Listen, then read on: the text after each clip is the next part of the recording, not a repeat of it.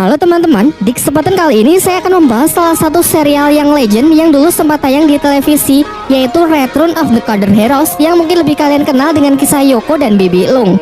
Salah satu yang paling hits adalah versi Andy Lau yang tayang di TV di pertengahan era 90-an.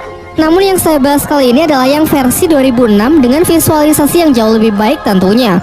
Bagi kalian yang lupa atau belum tahu, serial ini menceritakan mengenai anak yatim piatu bernama Yoko. Yoko kecil dikirim ke sebuah perguruan bela diri untuk belajar di sana. Namun karena selalu ditindas, Yoko lebih memilih kabur dari perguruan tersebut. Hingga sampailah ia di tempat sekte tersembunyi dan bertemu dengan pendekar cantik yang mengangkatnya sebagai murid. Siapa lagi kalau bukan Bibi Lung? Tanpa berlama-lama langsung saja ke ceritanya. Pada suatu ketika, keluarga Liok mendapatkan teror dari mantan kekasihnya yang bernama Limocho, si wanita iblis. Limocho menjadi pembunuh keji setelah kekasihnya itu menikah dengan wanita lain. Sadar bahwa ia tak akan mampu mengalahkan Limocho, ia menyuruh pelayannya membawa pergi putri dan keponakannya yang keduanya masih kecil.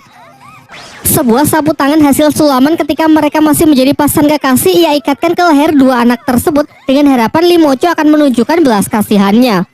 Di malam harinya, Limocho benar-benar datang dan dengan kejam membunuh keluarga malang tersebut.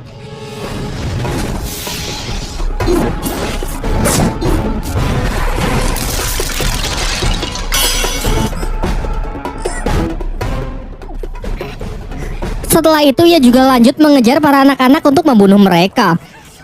Beruntung seorang pendekar tua berhasil menghentikan kekejamannya itu, meskipun satu anak tak dapat ia selamatkan karena berhasil dibawa kabur oleh Limocho untuk ia jadikan budak. Scene beralih memperlihatkan seorang pria bernama Kue Cheng mengantarkan Yoko kecil untuk belajar silat di perguruan Chuanchin.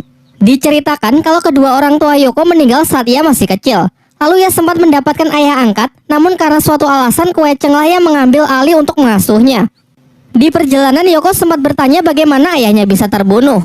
Namun Kue Cheng berkata kalau itu hal yang sangat rumit dan akan dijelaskan nanti saat Yoko sudah cukup dewasa.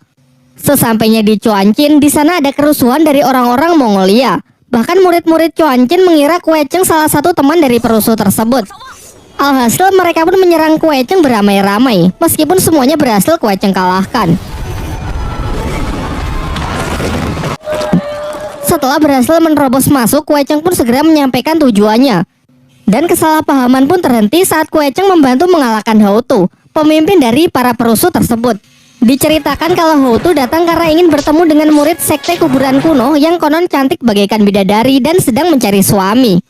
Letak kuburan kuno bertetangga dengan perguruan Chuanchin. Di saat Houtu datang ke depan kuburan, ia malah disambut oleh serbuan kawanan lebah. Sebagai informasi, sebenarnya isu mengenai murid kuburan kuno yang mencari suami sengaja disebarkan oleh Limocho, senior dari sekte tersebut. Ia iri kepada juniornya yang bernama Xiao Lung Li, nanti akan lebih akrab dipanggil Bibi Lung, karena lebih disayang mendiang gurunya dan diberi kitab hati gadis suci. Di sini ia selalu berambisi untuk masuk ke kuburan kuno dan mengambil kitab itu. Sementara itu, Kue Cheng menyerahkan Yoko pada guru besar di perguruan itu, yang dulu pernah menjadi guru dari ayah Yoko. Singkat cerita, Yoko pun diterima sebagai murid, kemudian diserahkan kepada pendeta yang bernama Zhou Qikeng agar didisiplinkan. Namun ia menyepelekan kehebatan dari perguruan Chuanchin karena ia melihat sendiri Kue Cheng seorang diri begitu mudah mengalahkan puluhan pendeta Chuanchin. Ia juga menolak mematuhi aturan dan cenderung tidak menghormati para seniornya. Karena laga Yoko inilah, para guru kesal dan tidak mengajarinya praktek bela diri, melainkan hanya teori-teorinya saja. Di hari-hari berikutnya Yoko banyak berbuat kenakalan sehingga ia sering mendapatkan hukuman. Pada suatu hari di perguruan Chuanchin diadakan pertandingan persahabatan antar murid junior. Yoko kecil diminta bertarung dengan lawan yang sebenarnya tidak seimbang. Alhasil ia pun dibuat babak belur karena sama sekali tak bisa mempraktekkan ilmu bela dirinya, sebab gurunya selama ini hanya menyuruhnya menghafal teori-teori saja.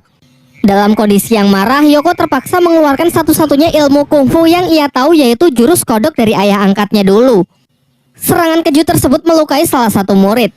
Karena ulahnya itu ia dianggap penganut aliran sesat dan diserbu para murid Chuanchin. Ia pun berlari sampai masuk ke wilayah sekte kuburan kuno sehingga sebagian orang-orang Chuanchin tak berani lagi mengejarnya. Mereka yang memaksa akhirnya diserbu oleh kawanan lebah yang membuat mereka tersengat kabur. Sementara Yoko yang juga disengat berhasil diselamatkan oleh Nenek Sun.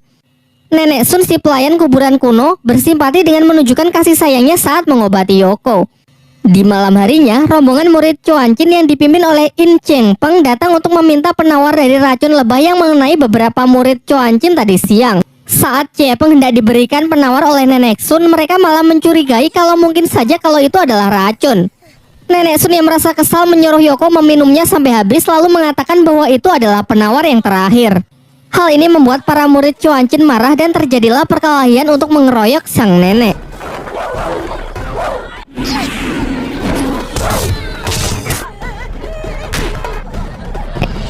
Sampai akhirnya senior Chuancin turun tangan untuk menghentikannya, namun malah secara tak sengaja membunuh Nenek Sun.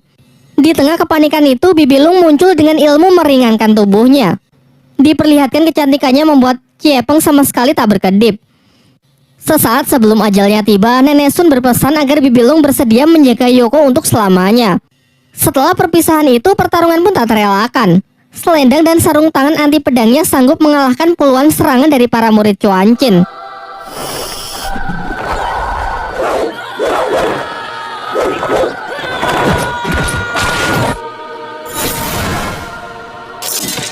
Sampai akhirnya si pembunuh pun mengaku bersalah dan hendak menebusnya dengan nyawanya sendiri. Namun saat akan menghunuskan pedang ke lehernya, ia dicegah oleh senior Chuancin lain.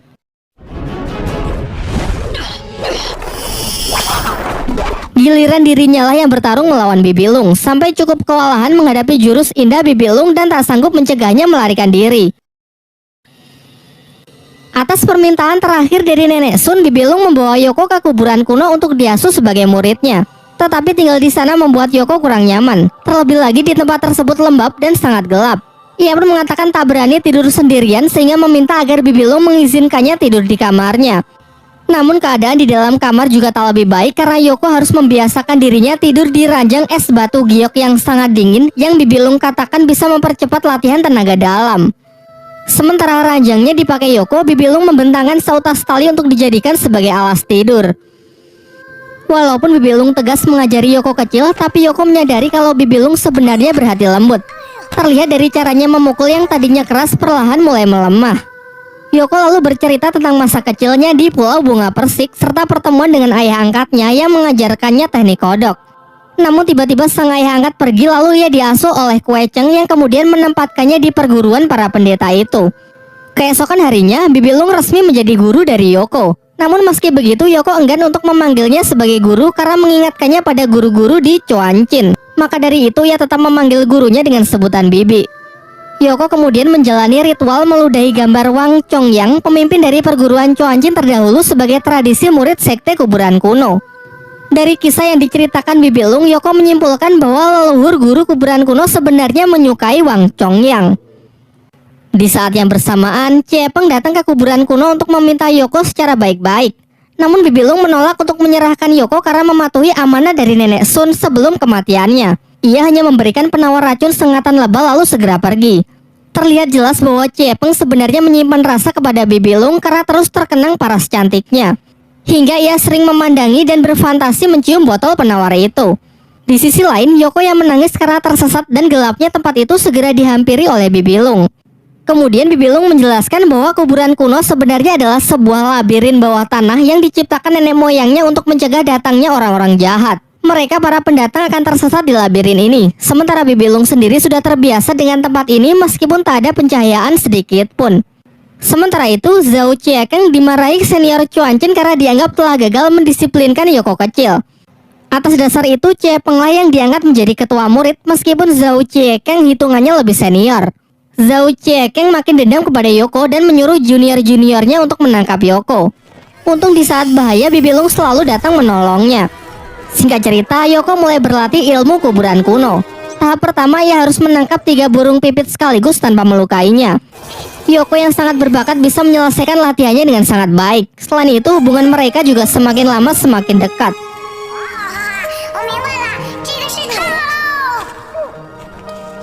Hingga tak terasa bertahun-tahun pun telah berlalu dan Yoko kecil kini telah tumbuh semakin dewasa. Di usianya ini, ia siap mempelajari ilmu spesial dari sekte kuburan kuno, yaitu ilmu hati gadis suci. Namun Bibi Lung sendiri hanya bisa di tahap pertama karena kala itu ia masih sangat muda. Sehingga untuk tahap kedua, ketiga, dan keempat mereka sepakat untuk mempelajarinya bersama. Masalahnya, untuk mempelajari ilmu hati gadis suci, Yoko dan Bibilung harus menguasai kungfu dasar aliran Chuanchin. Sedangkan di dinding kuburan kuno hanya tertera gambar gerakan tanpa disertai teori yang menjelaskan secara rinci. Karena ingatan Yoko cukup bagus, ia masih menghafal sebagian teori yang pernah ia pelajari sewaktu masih berada di perguruan Chuanchin. Meskipun sayangnya itu masih kurang lengkap. Sehingga ia memiliki sebuah ide untuk mengerjai salah seorang pendeta Chuanchin demi memaksanya memberitahu teori lanjutannya. Rencana mereka pun cukup lancar dan beberapa tahap pun berhasil mereka lewati.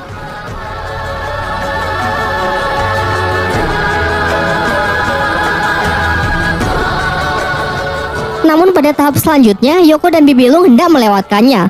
Sebab di tahap ini tidak pantas dilakukan oleh orang yang berlainan jenis kelamin. Yaitu mereka harus bermeditasi berhadapan tanpa berpakaian. Karena pakaian dianggap dapat menghambat aliran tenaga dalam saat proses latihan. Yoko kemudian menemukan sebuah ide dengan mengajak Bibilung pergi ke suatu tempat yang ia temukan saat berburu kelinci, yaitu sebuah hamparan bunga yang cukup untuk menghalangi jarak pandang mereka sehingga meditasi bisa berjalan lancar tanpa Salfok melihat kemana-mana. Akhirnya mereka pun sepakat untuk memulai latihan malam ini. Di malam harinya, mereka benar-benar memulai meditasi di taman bunga itu sesuai petunjuk di dinding demi menguasai ilmu hati gadis suci. Secara kebetulan di malam itu juga Ciepeng keluar karena tidak bisa tidur memikirkan Bibilung. Sehingga ia pun berjalan-jalan mendekati kuburan kuno. Zhao Cikeng yang mempergokinya mengancam akan memberitahukan senior Chuanchin atas masalah ini. Sebenarnya ia masih dendam karena merasa iri kepada Ciepeng yang diangkat jadi ketua murid menggantikan dirinya. Di sini mereka pun berdebat dan bertarung.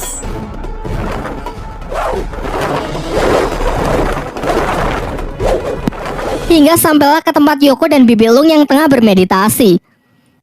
Yoko yang menyadari kehadiran para pendeta itu sejenak menghentikan meditasinya untuk menendang salah seorang pendeta agar menjauh dari tempat mereka. Sayangnya proses meditasi yang terganggu membuat Bibilung terluka cukup parah. Sementara dua pendeta tersebut langsung menuduh kalau Bibilung dan Yoko tanpa busana sedang melakukan hal yang tidak pantas di semak-semak.